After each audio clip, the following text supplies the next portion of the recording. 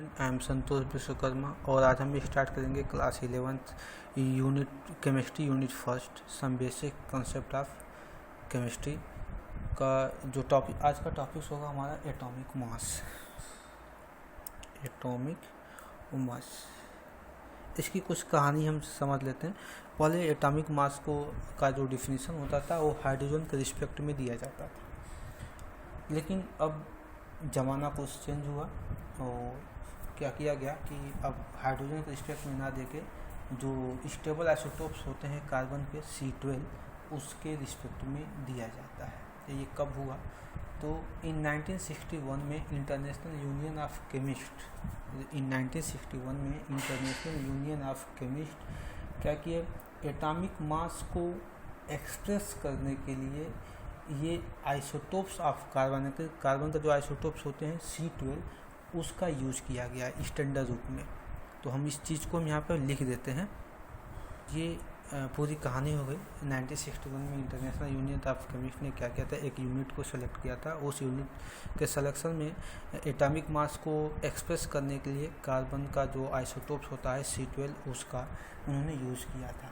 तो ये तो बात हो गई। अब बात आती है कि एटॉमिक मास की डिफिनीशन क्या होगी। तो अगर इसकी डिफिनीशन की बात करें तो डिफिनीशन भी बहुत सिंपल है, यानी कि डिफिनीशन हमको देना होगा कार्बन C12 के रिस्पेक्ट में ही देना होगा।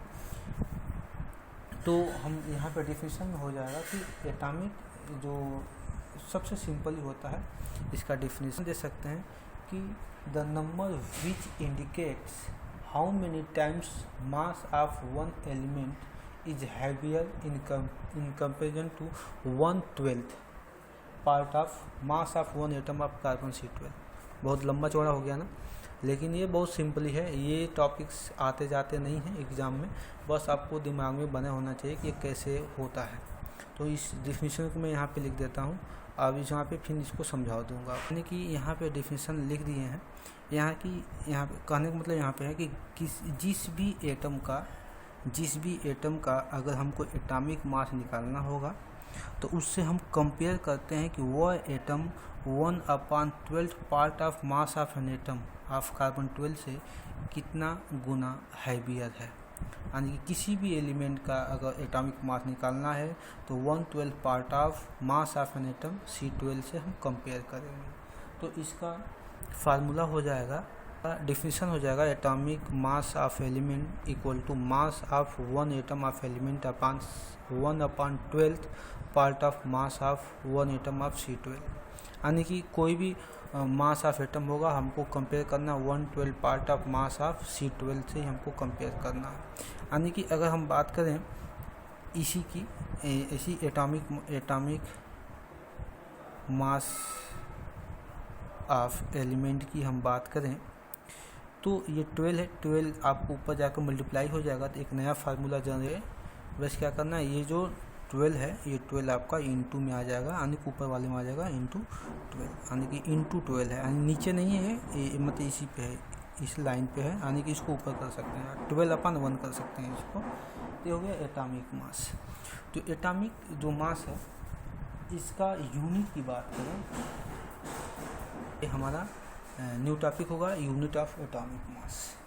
तो यूनिट ऑफ एटॉमिक मास की बात करें तो इसका किसी भी एलिमेंट का या एटम का जो एटॉमिक मास का यूनिट होता है ये AMU होता है। इसका नाम है AMU, एटॉमिक मास यूनिट।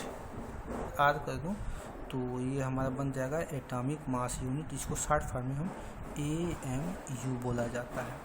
अब डिफाइन करेंगे कि AMU होता क्या। डिफाइन करेंगे कि AMU, what is the AMU? तो AMU is the quantity of 1/12 mass of an atom C12। मतलब सीधे मैं लिख सकता हूँ इसके यूनिट को, डिफिनीशन को, the quantity 1/12 mass of an atom of C12, यानी कि कार्बन 12। C12 मतलब carbon 12 is known as AMU। इसी को AMU एटॉमिक मास यूनिट बोला जाता है।